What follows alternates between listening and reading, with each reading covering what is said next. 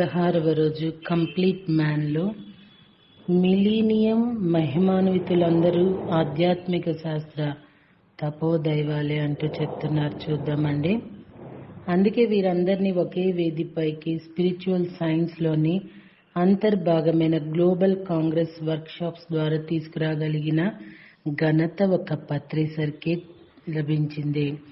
వసుదైక కుటుంబం ఆకాంక్ష ప్రపంచ దేశాల ఆధ్యాత్మికవేత్తలారా ఏకం కండి అని పిలుపునిచ్చిన సుభాష్ పత్రిజీ ఈ కోవలోని వారే. అందుకే 2012 డిసెంబర్ నాటికి యావత్ భారతదేశంలోని మూల ప్రాంతాల్లో పాటు ప్రపంచ దేశాలన్నిటికీ ఆనాపానాసతి ధ్యానాన్ని అందించి ఎన్నో ట్రెక్కింగులు, జాతీయ అంతర్జాతీయ సమావేశాలు నిర్వహించి నేడు 2012 డిసెంబర్ 21 నుండి 31 వరకు ప్రపంచ ధ్యాన మహాసభలు నిర్వహణకు నాంది పలికారు.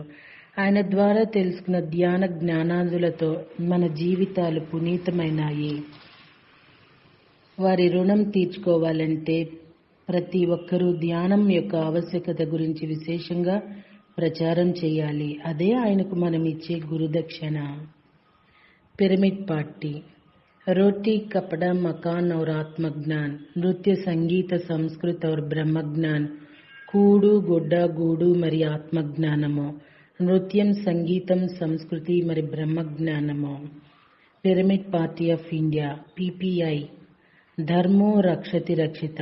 ఎవరైతే ధర్మాన్ని కాపాడుతారో వారి చేత కాపాడబడ్డ ధర్మం తిరిగి వారిని రక్షిస్తుంది అనే ఆధ్యాత్మిక సార అంతఃసూత్రంగా పిపిఐ పనిచేస్తుంది. కలుషితమైన నేటి రాజకీయ సామాజిక వ్యవస్థలను ప్రక్షాళనమనర్చి ధర్మబద్ధ పాలనకు అనుగుణంగా రూపాంతరీకరణ చెందించడం కోసమే ప్రధానంగా పిపిఐ అవతరించింది. మతాలు ప్రజలను విభజించాయి, కులాలు జనాన్ని చీల్చాయి. ఒక స్పిరిచువల్ సైన్స్ మాత్రమే అందరినీ ఏకం చేసి వసుదైక కుటుంబ స్థాపనకు బాటలు వేస్తుంది. మనుషుల మధ్య అంతరాలను అంతమొందిస్తుంది. కొట్టుకోవటం, నరుక్కోవడాలను పరిహరించి సకల చరాచర సృష్టి అంతా భగవత్ స్వరూపంగా వీక్షిస్తుంది. 1999 సంవత్సరం ఫిబ్రవరి 25న పిరమిడ్ పార్టీ ఆఫ్ ఇండియా ఆవిర్భవించింది. కీర్తి శకము 2012 సంవత్సరం కల్లా ప్రపంచాన్నంతా ధ్యానమయంగా, జ్ఞానమయంగా, తేజోమయం చేయాలని ఆ పార్టీ ఆశయం. శ్రీకృష్ణుని ఆశీస్సులతో నిమిత్త మాత్రుడైన పార్థుడు ఎలాగైతే కురుక్షేత్ర రణాన్ని నడిపాడో అదేవిధంగా ఇంటర్ గ్యాలక్టిక్ ఫెడరేషన్ వాళ్ల అండదండలతో ఈ భూమి మీద దుర్మార్గ ప్రవృత్తిని రూపుమాపి శాంతి సౌభాగ్యాలు వెల్లివిరిసేటట్లు చూడాలని ఆకాంక్ష. పిరమిడ్ పార్టీ ప్రధాన ధ్యేయం ఆత్మజ్ఞానులే పరిపాలకులుగా ఉండాలి. యథా రాజా తదా ప్రజ అన్నారు కదా పెద్దలు. పాలకులు ఆత్మజ్ఞాన రహితులు, స్వార్థపూరితులు, నిత్య కల్మషులైనప్పుడు ఇక వారి చేత పరిపాలింపబడ్డ ప్రజల గతి అధోగతిగాక ఇంకే విధంగా ఉంటుంది? అందుకే ప్రజలను చైతన్యపరిచి ధ్యానుల్ని చేసి తద్వారా జీవిత సత్యాలకు వారిట అంకితమొనర్చే బృహత్ కార్యక్రమానికి పిరమిడ్ పార్టీ నడుం బిగించింది. ఈ నేపథ్యంలో ఆత్మజ్ఞాన పరాయణులను ప్రజా ప్రాతినిధ్యం వహించడానికి సంసిద్ధం చేస్తుంది. ప్రపంచవ్యాప్తంగా న్యూ ఏజ్ స్పిరిచువల్ మూవ్మెంట్లో భాగంగా నవ్యజ్ఞాన యుగానికి అనుగుణ్యమైన కార్యకలాపాలే మన ఎజెండాగా పురోగమిస్తుంది. తత్వవేత్తలే ఇతరుల ఆలనా పాలన చూడడానికి అత్యంత అర్హులు. ప్రశాంతమైన రాజ్యపాలన కావాలంటే పాలన పట్ల నిర్లిప్తత ఉన్న విశుద్ధ వర్తనలే రాజులు కావాలి అంటూ ఆదర్శ రాజ్యం తీరుతెన్నుల గురించి ఎప్పుడో 2000 ఏళ్ల క్రితమే ప్రఖ్యాత గ్రీకు తత్వవేత్తలు ప్లేటో, సోక్రటీస్లు కలలు కన్నారు. జనరంజకమైన పాలనకు తత్వవేత్త అయిన ఏలికే శ్రేష్ఠ. రాజకీయాలంటే అధికారం ప్లస్ డబ్బు ప్లస్ పలుకుబడి ప్లస్ అహంకారాల సమీకరణం. అలాగాక రాజకీయాలు ఎప్పుడైతే సత్యం, శాంతి, శ్రేయస్సు, సౌభాగ్యాల సమ్మిళితంగా బాసిల్లుతాయో అప్పుడే ప్రపంచానికి సొంతన స్వర్ణయుగం.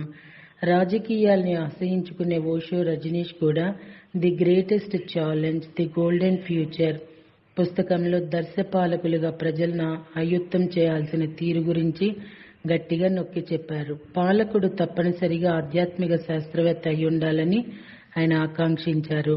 ఈ భూమిపై పుట్టినందున పృథ్వీ సంరక్షణ మన బాధ్యత. ఈ క్రమంలో ప్రకృతి పర్యావరణ పరిరక్షణ మన ప్రథమ కర్తవ్యం. అట్లే జీవహింస రహితమైన శాకాహారాన్ని తీసుకోవాలి. చదువుల్లో, ఉద్యోగాల్లో కేవలం మెరిట్కే విలువనివ్వాలి. అదే సమయంలో ఆర్థికంగా వెనుకబడిన వాళ్లకు తగిన సహాయం, స్త్రీలకు అన్ని రంగాల్లో సమాన ప్రాతినిధ్యం, సమాన ప్రతిపత్తి, ఇన్ఫర్మేషన్, కమ్యూనికేషన్, ట్రాన్స్పోర్టేషన్ రంగాలను ధునీకరించి జనసులభంగా మార్చటం, ప్రతి పల్లెకు పట్టణానికి విద్యుత్, తాగునీరు, సాగునీరు లభ్యతకు కృషి, ఆరోగ్యం పట్ల అవగాహన కలిగించటం తదితర అంశాలు పిరమిడ్ పార్టీ మేనిఫెస్టోలోని కొన్ని ప్రకరణలు. గెలుపోటములతో నిమిత్తం లేకుండా 1999 సంవత్సరంలో ఎన్నికల్లో పిరమిడ్ పార్టీ తన అభ్యర్థుల్ని రంగంలోకి దించింది. మొత్తానికి ఆధ్యాత్మిక శాస్త్రం అజెండాగా ఒక విలక్షణ పార్టీ దేశ రాజకీయాల అరంగేట్రా చేసింది. దాంతో వేదభూమి అని చెప్పబడిన భరతఖండానికి సార్థకత చేకూరినట్లయింది. సాధారణంగా ఆధ్యాత్మికవేత్తలందరూ రాజకీయాలకు దూరంగా ఉంటారు. అదో అసహ్యకరమైన, జుబ్సుకరమైన రంగం, మనకెందుకులే అనుకుంటూ పక్కకు తప్పుకుంటూ ఉంటారు. ఈ క్రమంలో రాజ్యపాలన ఆవశ్యకత నుంచి కూడా వాళ్లు వైదొలిగినట్లే. దాంతో ఎప్పుడైతే సజ్జనులు, నిస్వార్థులు ప్రేక్షక పాత్ర వహిస్తారో ఇంకేముంది, రాక్షస రాజకీయాలదే వైభోగం, వారిదే పండుగ.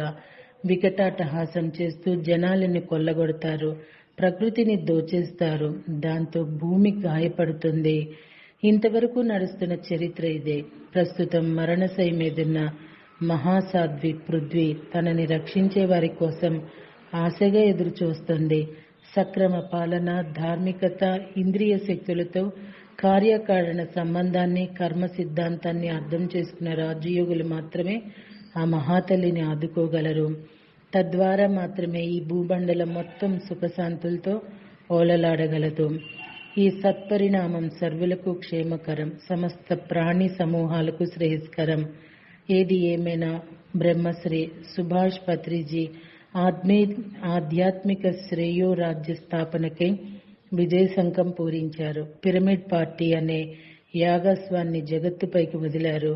ఈ మహాయజ్ఞ సాఫల్యానికి అందరూ చేయూతనివ్వాలి, అశ్వరక్షణకై బయలుదేరాలి. సుభాష్ పత్రిజీ జిందాబాద్, బుద్ధత్వం జిందాబాద్, పిరమిడ్ పార్టీ జిందాబాద్. కృష్ణ ఆధ్యాత్మికత్వం ఒక విజన్ ఇస్తుంది. ఆ దృష్టి ఉన్నప్పుడు పరిస్థితులను ఎలా సానుకూలంగా మారతాయో, సంఘటనలన్నీ చకచకా తమ పాదాలు కదుపుతూ ఏకవరుసలో నర్తిస్తూ ఎలా స్వాగతిస్తాయో అనుభవం అవుతుంది. అంత సిక్రనైజేషన్, కెమెరా, ఫ్లాష్లు సకాలంలో పనిచేస్తేనే చీకట్లో చిత్రం ఫిలింపై ముద్రితమవుతుంది. దేశంలో ఎక్కువ మంది జరుపుకునే పర్వదినం శివరాత్రి నాడు విజయవాడ నుండి ఉదయం 8 గంటలకు నేను, శ్రీను స్కూటర్పై బయలుదేరాం. ముందు రోజు నాటి పత్రిసర్ ప్రెస్ మీట్ను సిటీ కేబుల్లో వీక్షించి అదే శుభముహూర్తంగా ఎంచి రేపల్లె దారి పట్టాం. రేపల్లె విజయవాడకు సుమారు 60 కిలోమీటర్ల దూరం. రేపల్లెలో భట్టు హరిబాబు గారని ఒకరున్నారు. దేశంలో యునెస్కో క్లబ్ను తొలిసారిగా స్థాపించారు. వృత్తిరీత్యా చిత్రకళ బోధిస్తుంటారు. అట్లా 24 గంటలు చదువు చెప్పే అక్షరాభ్యాస పాఠశాలకు ఆయనే నిర్వాహకులు. ఎక్కడెక్కడో మారుమూల ఉన్న ప్రతిభను వెలికి తెచ్చి తగు పురస్కారం అందేట్లు చూస్తుంటారు. భార్య సాహిత్యం తోడు నీడై భర్త సత్కార్యాల్లో పాలు పంచుకుంటూ అపార సంతృప్తిని పొందుతుంటారు. ఆదర్శ దంపతులు వాళ్ళు తమ అక్షర ఆలయాన్ని ఒకసారి దర్శించిపోవలసిందిగా కోరారు. ఓ పనిపై ఎటు తిరిగి విజయవాడ వచ్చాను కదా, రేపల్లి కూడా చూసి వారిని పలకరించి వద్దామని అనుకున్నా. బ్యారేజ్ ఎక్కేసరికి పవిత్ర కృష్ణానదిలో పుణ్యస్నానాలు ఆచరిస్తూ వేల మంది పరిజనం, జలం జనం ఏకత్వం, అంతా శివ సాయుధ్యం. తెనాలి దాటి బౌద్ధారామంగా ఖ్యాతిగాంచిన బట్టిప్రోలు చేరుకున్నాం. కొందరు గ్రామస్తులు స్తూప స్థలాన్ని ఏదో దెబ్బగా వ్యవహరిస్తున్నారు. ఆంధ్రదేశం క్రీస్తుపూర్వం 2కే యుద్ధభూమి. అశోకునికి మునుపే మహా చైతన్యాలు నిర్మించి మహాయాన సిద్ధాంతానికి పెద్దపీట వేశారు.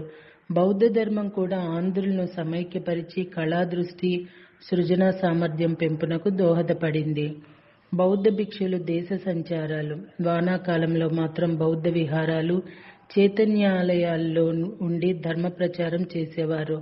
తాత్విక సిద్ధాంత చర్చలకు, ధర్మ నిర్ణయాలకు అవి ప్రసిద్ధి. విద్యా కేంద్రాలుగా, కళా నిలయాలుగా బౌద్ధ క్షేత్రాలు మన్ననబడసాగాయి. ముఖ్యంగా కృష్ణానది పరివాహక ప్రాంతం సారవంతమైన నేల.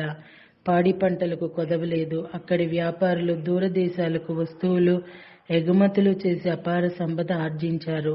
బౌద్ధ ధర్మాన్ని ఆదరించారు. దాంతో కృష్ణా నదీ ముఖాన అనేక బౌద్ధ విహారాలు వెలిశాయి. వాటిల్లో బట్టిప్రోలు ఒకటి.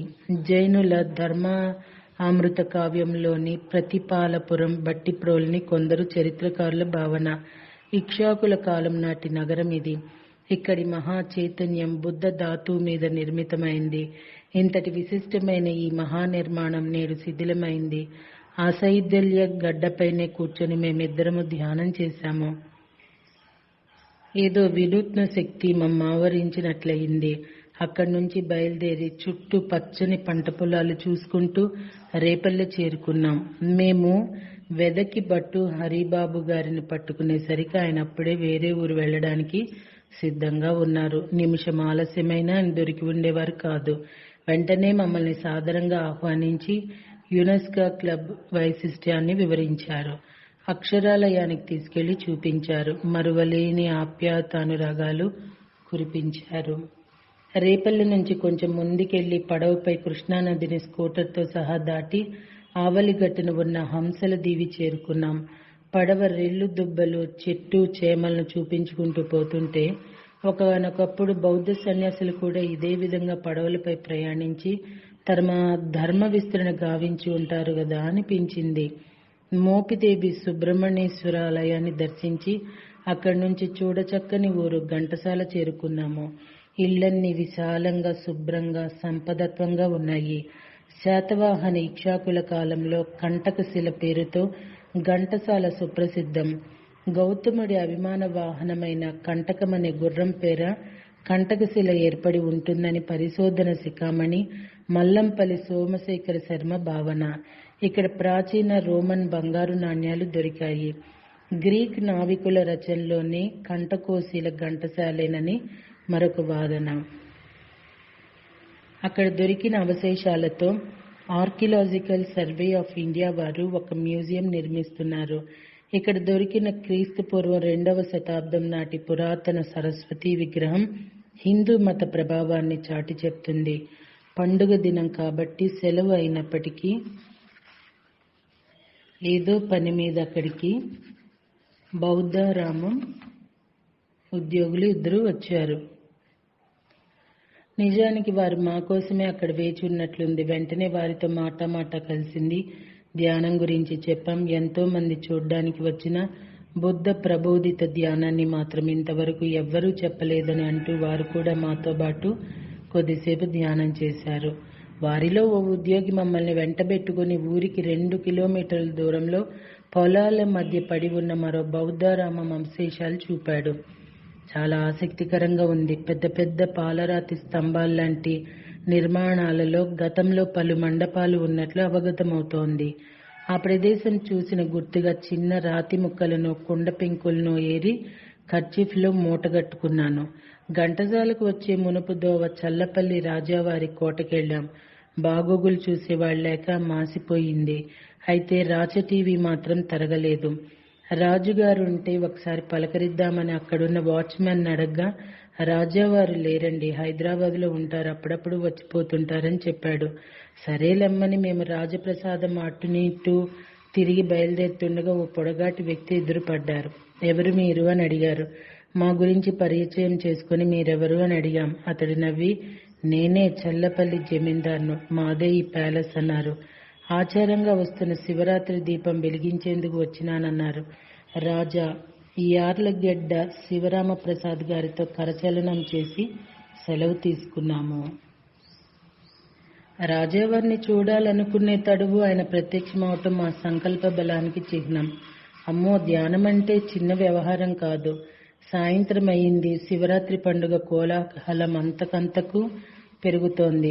వాతావరణం ఆహ్లాదకరంగా ఉంది. అంతలో రోడ్డుపై మొవ్వ అని రాసిన బోర్డు చూశాం. మొవ్వ అంటూనే క్షేత్రయ్య పదాలు గుర్తొచ్చి గుండె జల్లుమంది. శ్రీనిధి మువ్వ గోపాల, చేపట్టి నన్నేలితివి, నన్నెరుపులెవరైనా నా సంధించరా, నా నేర్పులైనా నీవే, నమ్ము కలిచినా నీవే, ఆశగా బల్కు కృపాలయ, చందమైన నీవే.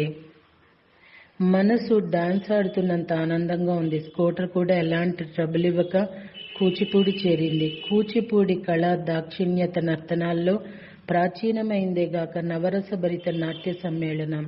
ఈ అద్భుత నృత్యరీత్య రూపకల్మ సిద్ధేంద్ర యోగి. సిద్ధేంద్రుడు భామా కలాపం రచించి దానికి నృత్య సంయోజకత్వం నెరిపాడు.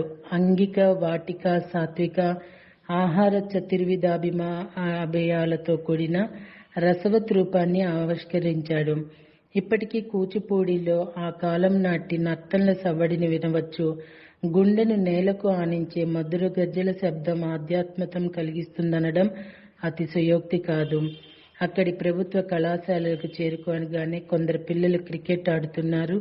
ఈ రోజు సెలవు కదా, కాలేజీ జరిగే రోజుల్లో ఈసారి ఎప్పుడైనా వచ్చి కూచిపూడి డాన్స్ను తనివి తీరా చూడాలి అనుకుంటూ వెనుతిరిగి గేటు దాటుతున్నాము. ఇంతలో మా కుడి పక్క నుంచి తటికిటితోం అంటూ నాట్య గురువు నోటి శబ్దం వినిపించింది. తక్షణం అటువైపు పరుగు పెట్టాం. ఓ చక్కటి మండపరూప హాల్లో గురువు గారి విధి భంగిమలు అభినయించి చూపుతుంటే విద్యుత్ లలాతల్లాంటి ఇద్దరు అమ్మాయిలు ఆయన అనుసరిస్తున్నారు. కూచిపూడి నృత్యం చేస్తున్నారు. పొరుగురులో ఏదో ప్రోగ్రాం ఉన్నందున గురువు గారు ఆ పిల్లల చేత రిహార్సల్స్ చేస్తున్నారు అంటూ నా పక్క నిలబడ్డ పెద్ద మనిషి గొనిగాడు. నాకు షాక్ తగిలినట్లయింది. అది ఆనందమో, కృతజ్ఞతో, ఆత్మ నివేదనో, అలవిగాని సంతుష్టో అర్థం కాలేదు. దండం పెడుతున్నట్లు 2 చేతులు పైకెత్తి నొసటిన తట్టించాను. ఏమిటి అద్భుతం! తలుచుకుంటేనే చాలు నిజమైపోతుంది. అద్భుతం కాదేమో, వాస్తవం నుంచి వైదొలిగినప్పుడు అది అద్భుతంగా దృగోచరం. అదే సత్య రసస్ఫోరకత్వమైనప్పుడు తత్స్థితి సాధారణం. ఆధ్యాత్మికత్వం అనేది ఓ యథార్థ స్థితి. ఇక ఎక్కడ ఆగలేదు. పెన్సస్ మహాయోగిని జన్మస్థలము హారతులందుకున్న పెన్నత్స మీదుగా మండాట, ఉయ్యూరు, కంకిపాడులు దాటి రాత్రి 8 గంటలకల్లా విజయవాడ చేరుకున్నాము. పిరమిడ్ మాస్టర్లు రాఘవరావు, పద్మ దంపతులకు ఈ విషయాలని చెప్తే, అయ్యో, విజయవాడలో మేము ఇన్నాళ్లుగా ఉంటున్నాం, ఇవన్నీ చూడలేదే అంటూ వాపోయారు. ఉదయం 8 గంటల నుంచి రాత్రి 8 గంటల వరకు సరిగా 12 గంటలు 200 కిలోమీటర్లు ధ్యానికి ఆగిపోయి ఉంటే ఒక ఔత్సాహిక సందర్శకుడిగానే నా యాత్ర పరిమితం. ఆధ్యాత్మికత్వం ఓ మార్మిక యాత్రా సందర్శనం. కృష్ణ వండర్ల్యాండ్. రేపు ఆనందో బ్రహ్మ అంటూ చెప్తున్నారు. తెలుసుకుందామా అండి? Thank you.